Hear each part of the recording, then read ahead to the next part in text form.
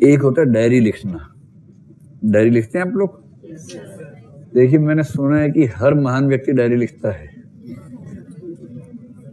लेकिन हाँ, लेकिन इसका मतलब ये नहीं है कि डायरी लिखने वाला हर व्यक्ति महान होता है। लेकिन ये पक्का है कि जितने महान व्यक्ति हुए इतिहास में, उनमें से अधिकांश डायरी लिखते थे, क्योंकि कुछ तो लेखन कला से पहले ही पैदा हो गए थे, वो कैसे लिखेंगे डायरी। लेकिन हाँ, लेखन कला के बाद के अधिकांश लोग डायरी लिखते थे। डायरी कितने लोग लिखते हैं आप में से? वेरी गुड, जबरदस्त, बहुत बढ़िया। लेकिन असली बात है, डायरी में क्या लिखते हैं और कैसे लिखते हैं, असली बात ये है। डायरी लिखना तो एक, अगर आप डायरी लिखते हैं इसका मतलब पहली कड़ी, पहली शर्त आपने पार कर ली कि आप महान होने के रास्ते में पहली शर्त पार कर गए हैं। लेकिन बाकी भी तो शर्तें हैं, वो इस बात से तय होता है कि डायरी में आपने क्या लिखा। देखो, डायरी में 2-3 बातें हैं। पहला, सिर्फ अपने बारे में लिखा या अपने आप को एक सामाजिक, राजनीतिक, आर्थिक मनुष्य मान के लिखा। जो अपने आप को सिर्फ एक भावनात्मक और दैहिक मनुष्य मान के लिखेगा, उसकी डायरी में केवल ये रहेगा, आज उसने ऐसे बोल दिया, मुझे गुस्सा आ गया, मैंने इससे कहा, उसने मुझे जवाब नहीं दिया, मैंने उसको व्हाट्सएप किया, उसने सीन हो गया था, नीली लाइन आ गई थी पर जवाब नहीं आया, उसके बाद से मेरे फ्रस्ट्रेशन का लेवल बड़ा हाई हो गया, मैं कल इसको छोड़ूंगा नहीं, इसका खून पी जाऊंगा कम वक्त। एक तो ये डायरी होती है, इसमें 2 चीजें हैं, इमोशंस हैं और मैं और मेरे इमोशंस, बस। इसको डायरी लेखन नहीं, इसको बोलते वोमिटिंग ऑफ इमोशंस। भावनाओं की उल्टी करना, भावनाओं का वमन करना। वमन समझते हैं? वमन, वोमिटिंग, भावनाओं का वमन करना। लेकिन छोटे बच्चे जब शुरू करते हैं डायरी लिखना तो वैसे ही लिखते हैं डायरी, शुरुआत ऐसे ही होती है। और जो व्यक्ति खुद को तार्किक, सांस्कृतिक, सामाजिक, आर्थिक, राजनीतिक मनुष्य मान के लिखता है ना, उसकी डायरी अलग होती है। फिर वो आज की डायरी में ये भी बताएगा कि जब दिल्ली में कल एक फैक्ट्री में आग लगी तो ऐसी समस्याएं देश में क्यों हैं और इनका समाधान कैसे हो। और फिर साथ में लिखेगा कि आईएएस बनने के बाद हो सकता है मैं कम से कम अपने क्षेत्र में ऐसी स्थितियां कम कर सकूं, ये उपाय कर दूंगा। जब से ये घटना देखी है तब से नींद नहीं आ रही है, बेचैनी हो रही है, कैसे ठीक करूं। और दूसरा काम जो करेगा, ये तो हो गया कि जो चल रहा है दुनिया में उससे खुद को जोड़ के लिखेगा कि मैं भी तो उस दुनिया का हिस्सा हूं ना।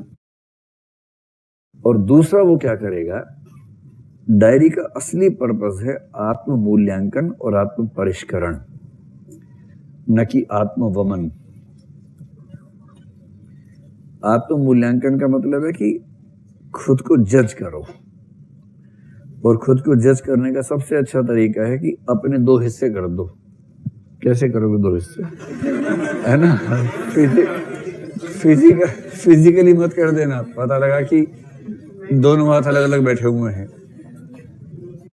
एक बोलते मैं, एक बोलते वह।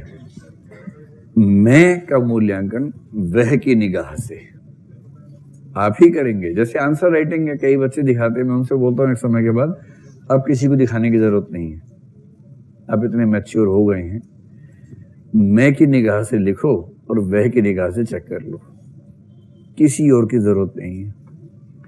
बस ये 2 निगाह अपने अंदर ले आइए।